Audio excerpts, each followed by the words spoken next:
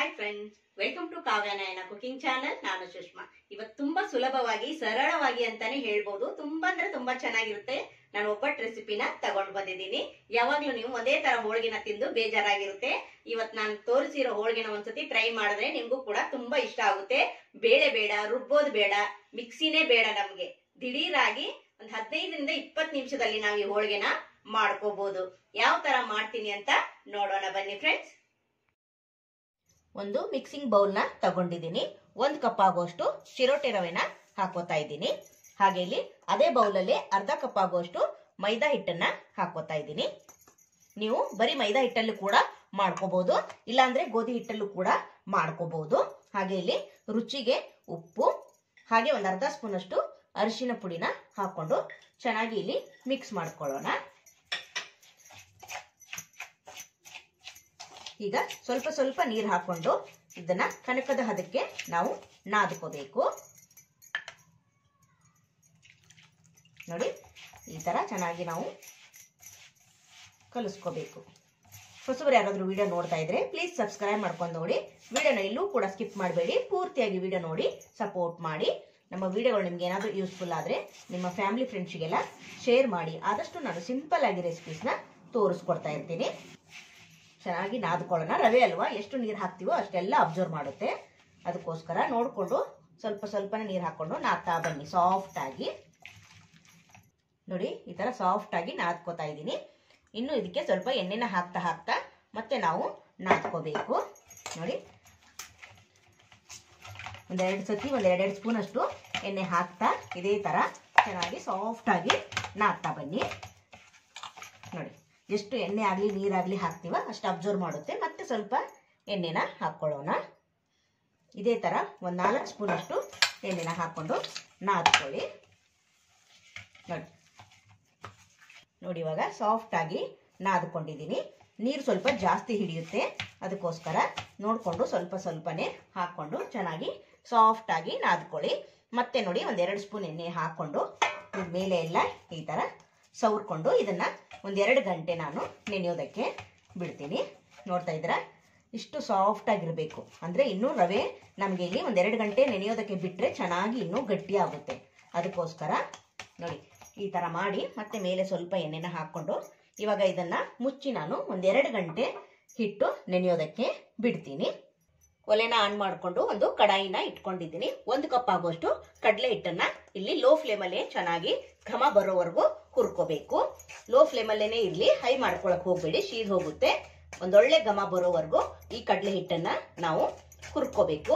ನಾವು ಬಜ್ಜಿ ಬೋಂಡಾಗೆಲ್ಲ ಮಾಡ್ತೀವಲ್ವಾ, ಅದೇ ಕಡಲೆ ಹಿಟ್ಟನ್ನ ನಾನು ಬಳಸ್ತಾ ಇರೋದು.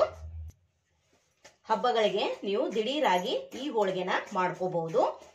ರುಬ್ಬೋದೋ ಬೇಡ, ಇನ್ಸ್ಟೆಂಟ್ ಆಗಿ ನಾವು ಒಂದು 5ರಿಂದ 10 ನಿಮಿಷದಲ್ಲಿ ನಾವು ಈ ಹೋಳಿಗೆನ ಮಾಡ್ಕೋಬಹುದು. ನಾವು ಕಣಕ ಒಂದು ನಾದ್ಕೊಂಡ್ಬಿಟ್ರೆ ಬೇಗನೆ ನಾವು ಈ ಹೋಳಿಗೆನ ರೆಡಿ ಮಾಡ್ಕೋಬಹುದು.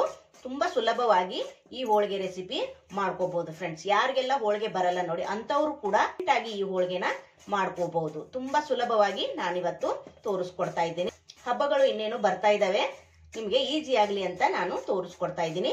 ನೋಡಿ, ಇವಾಗ ಒಂದೊಳ್ಳೆ ಘಮ ಬರ್ತಾ ಇದೆ. ಇಷ್ಟು ಒಂದೊಳ್ಳೆ ಪರಿಮಳ ಬಂದ್ರೆ ಸಾಕು.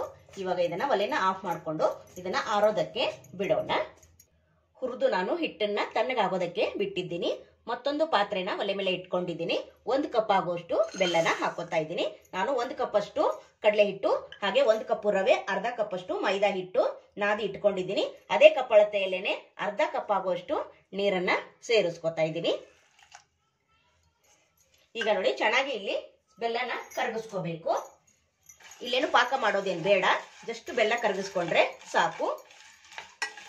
1 ಕಪ್ ಅಷ್ಟು ಬೆಲ್ಲಕ್ಕೆ 1/4 ಕಪ್ ಅಷ್ಟು ನಾನು ನೀರನ್ನ ಸೇರಿಸ್ಕೊಂಡಿದ್ದೀನಿ. ಇವಾಗ ಚೆನ್ನಾಗಿ ನಾವಿಲ್ಲಿ ಬೆಲ್ಲನ ಕರಗಿಸ್ಕೋಬೇಕು.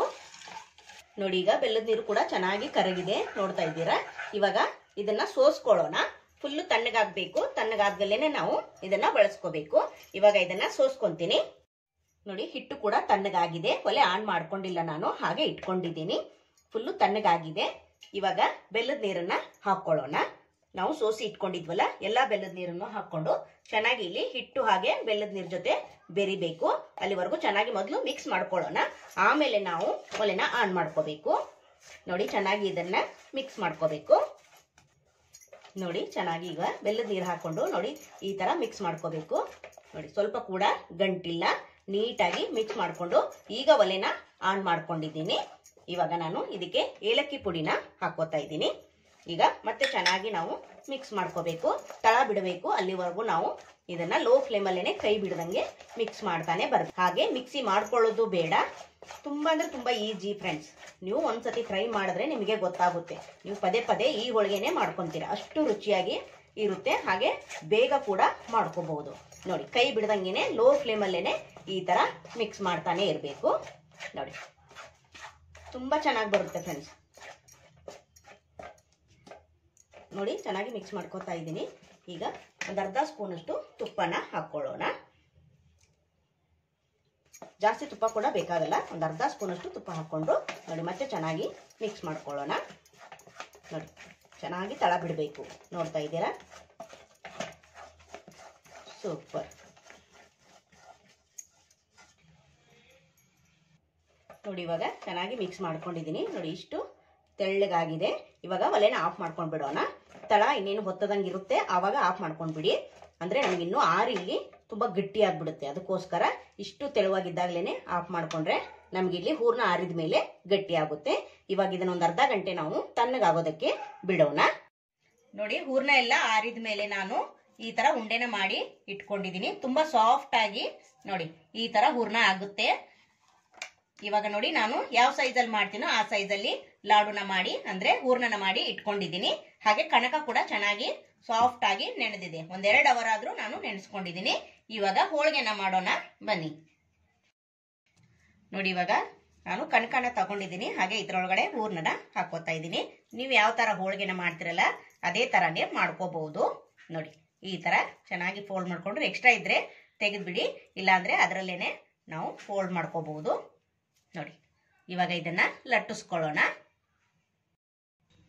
ನೋಡಿ ಒಬ್ಬಟ್ಟು ಶೀಟ್ಗೆ ಸ್ವಲ್ಪ ಎಣ್ಣೆ ಹಾಕೊಂಡು ನಾನು ಸ್ವಲ್ಪ ಈ ತರ ಕೈಯಲ್ಲಿ ಅಗಲ ಮಾಡ್ಕೊಂಡಿದ್ದೀನಿ. ಯಾವ ತರ ಈಜಿ ಆಗುತ್ತಲ್ಲ ನಿಮ್ಗೆ ಆ ತರ ನೀವು ಮಾಡ್ಕೋಬಹುದು ಫ್ರೆಂಡ್ಸ್. ನೋಡಿ ಎಷ್ಟು ದೊಡ್ಡದು ಬೇಕೋ ಅಷ್ಟು ದೊಡ್ಡದು ಮಾಡ್ಕೋಬಹುದು. ನೋಡಿ ನಾನು ಇಷ್ಟಾಗಲ್ಲ ಲಟ್ಟಿಸ್ಕೊಂಡಿದ್ದೀನಿ. ಇವಾಗ ಬೇಯಿಸ್ಕೊಳ್ಳೋಣ. ತವಾ ಕೂಡ ಬಿಸಿಯಾಗಿದೆ, ಸ್ವಲ್ಪ ಎಣ್ಣೆನ ಹಚ್ಕೊಳ್ಳೋಣ. ಈಗ ಒಬ್ಬಟ್ಟು ಶೀಟ್ನ ಇದ್ರ ಮೇಲೆ ಹಾಕೊಂಡು 1-2 ಸೆಕೆಂಡ್ ಬಿಟ್ಟರೆ ಅದಾಗದೆ ನೀಟಾಗಿ ಬಿಟ್ಟು ಬರುತ್ತೆ ಫ್ರೆಂಡ್ಸ್. ನೋಡಿ ನೋಡಿ ತುಂಬಾ ಸುಲಭವಾಗಿ ಮಾಡ್ಕೋಬಹುದು.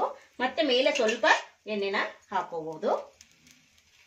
ನೋಡಿ ಇದೇ ತರ ಎರಡೂ ಕಡೆ ಚೆನ್ನಾಗಿ ಲೋ ಫ್ಲೇಮಲ್ಲೇನೆ ಬೇಯಿಸ್ಕೋಬೇಕು. ನೋಡಿ ಈ ಕಡೆ ಹಾಕೊಳ್ಳೋಣ. ನೋಡ್ತಾ ಇದ್ದೀರಾ ಎಷ್ಟು ಚೆನ್ನಾಗಿ ಸಾಫ್ಟ್ ಆಗಿ ಬಂದಿದೆ ಅಂತ.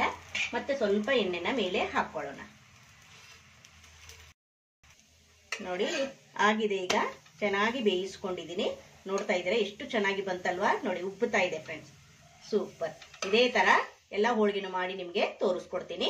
ಎಲ್ಲ ಹೋಳಿಗೆನು ಮಾಡಿ ನೋಡಿ ಪ್ಲೇಟಲ್ಲಿ ಇಟ್ಕೊಂಡಿದ್ದೀನಿ. ತುಂಬಾ ಅಂದ್ರೆ ತುಂಬಾ ಚೆನ್ನಾಗಿರುತ್ತೆ. ನೀವು ಯಾವಾಗ್ಲೂ ಬೇಳೆ ಒಬ್ಬಟ್ಟು ಎಲ್ಲ ಮಾಡ್ತಾ ಇರ್ತೀರ, ಅದಕ್ಕಿಂತ ಸೂಪರ್ ಆಗಿರುತ್ತೆ. ಹಾಗೆ ದಿಢೀರನೆ ಕೂಡ ಮಾಡ್ಕೋಬಹುದು. ನೀವು ಕೂಡ ಒಂದ್ಸತಿ ಟ್ರೈ ಮಾಡಿ ನೋಡಿ. ಈ ರೆಸಿಪಿ ನಿಮಗೆ ಇಷ್ಟ ಆಗಿದೆ ಅಂತ ಭಾವಿಸ್ತಾ ನಮ್ಮ ವಿಡಿಯೋ ನೋಡಿದ್ದಕ್ಕಾಗಿ ನಿಮ್ಮೆಲ್ಲರಿಗೂ ಧನ್ಯವಾದಗಳು. Thank you for watching. ನಮಸ್ಕಾರ ಫ್ರೆಂಡ್ಸ್.